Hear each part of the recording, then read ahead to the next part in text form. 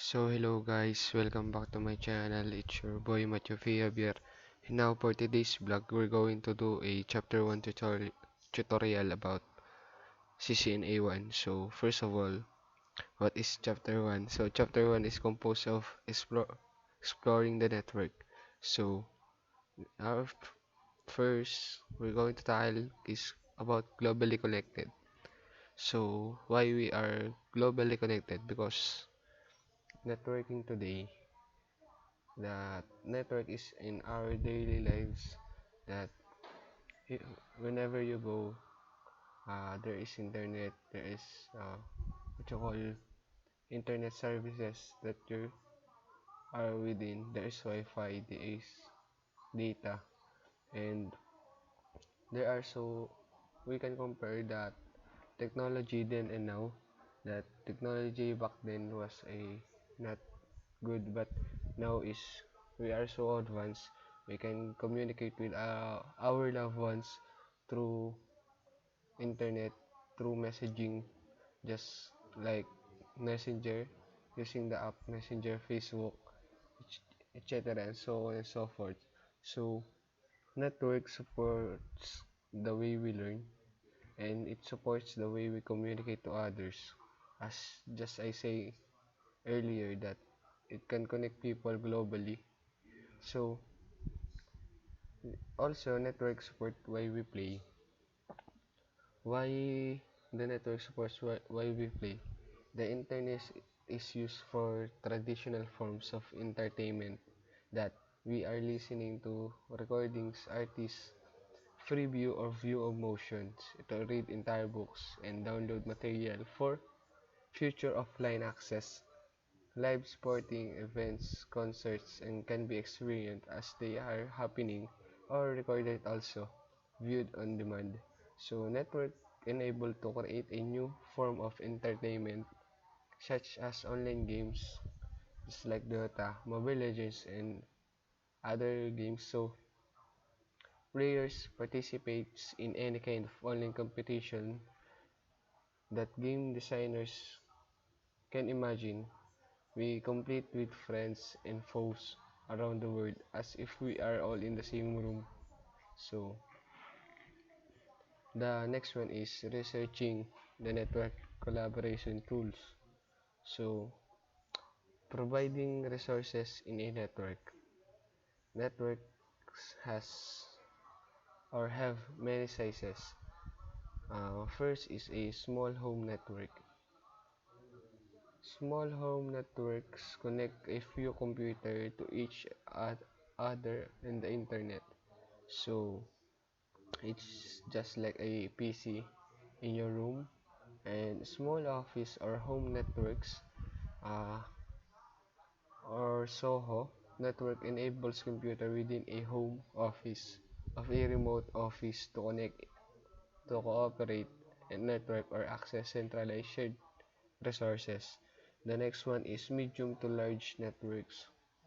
Medium or large networks, such as those by corporations and schools, can be have many locations, hundreds or thousands of interconnected computers.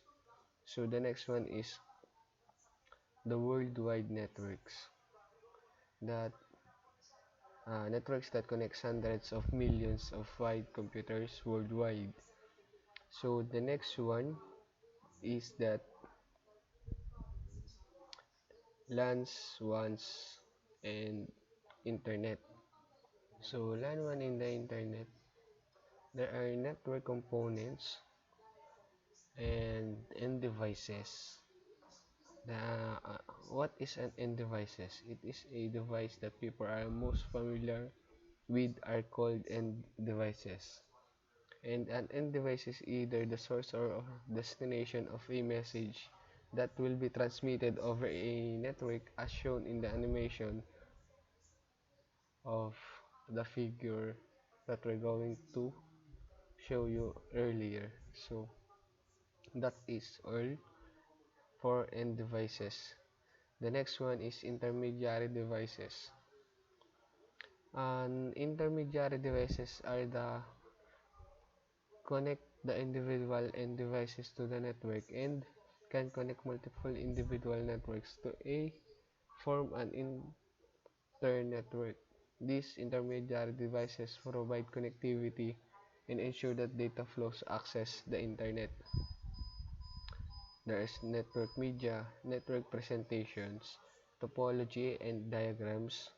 The topology and diagrams have physical topology diagrams that sample of diagrams is physical topology diagrams that identifies the physical location of intermediary devices and cable installation.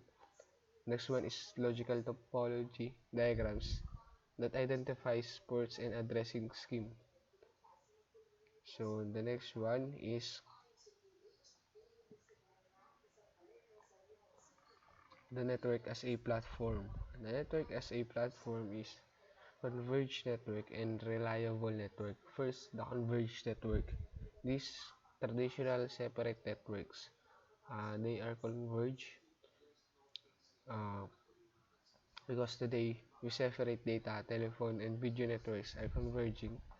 Unlike dedicated networks, converged networks are capable of delivering data, voice, and video between different types of devices over the same network. As shown in the figure, this infrastructure uses the same set of values, agreement, and implementation of standards. So the next one is reliable network. There are network structure or network architecture. Mm, network architecture must have fault tolerance, scalability, quality of service, and security. So this four is the what we call reliable networks. So the next one is what is a fault tolerance? A fault tolerance that we know is to expect what the internet is always available of millions of users who really rely on it. This requires a network architecture that is built to be fault tolerant. A fault tolerant is also one of the limit impact. It also built in a way that allows quick recovery when such a failure occurs. This network depends on multiple paths between source and destination of a message. There is scalability rather. Scalability network can expand quickly to the support new users application without the performance of service being delivered to existing users. So it also uh, it was shown you how a new network can be easily added to an existing network. In addition, networks are scalable because the designers follow accepted standards and protocols. This allows software and hardware vendors to focus on providing products and services without worrying and designing a new set of rules for operating within the network. There are also the quality of service. Quality of service is an increasing requirement of networks. Today, new applications available to users over infer networks, such as voice and live video transmission, create a higher expectation for quality of the delivered services. Have you ever tried to watch a video with a constant breaks and pauses? As data, voice, and video content continue to converge onto the same network, quality of service became a primary mechanism for managing congestion, and we will ensure that to you that our delivery and content to all users will be congestion occurs while the demand for bandwidth exceeds the availability of a network bandwidth. So the next one is security. We secure the network infrastructure services and the data contained on network attached devices are crucial personal and business assets. These are two types network security concerns that must be addressed: network infrastructure security and information security. So, first is confidentiality. Data confidentiality means that only the intended and authorized recipients can be accessed and read data. Second is integrity. Data integrity means having an assurance that the information has not been altered in transmission from origin to destination. Next is availability. The data availability means having the assurance of timely and reliable access to the data services for authorized users. So, the next one is the changing the network environment, because there are new trends. Technologies and users have to market business. Customers must be have continued to adjust the ever-changing environment. The role of the network is transforming to enable connections between people and devices and information. There are several new network trends will be affecting organization consumers that will include the BYOD, or bring your own devices, online collaboration, video communication, and cloud computing. So, bring your own device, online collaboration, video communication, and cloud computing. So, cloud computing is another global trend that changing the way we access and store data. So, cloud computing allows us to store personal files, even backup of our entire hard disk, on the servers over the internet. Applications such as word processing and photo editing can be accessed using the cloud. So that is cloud computing.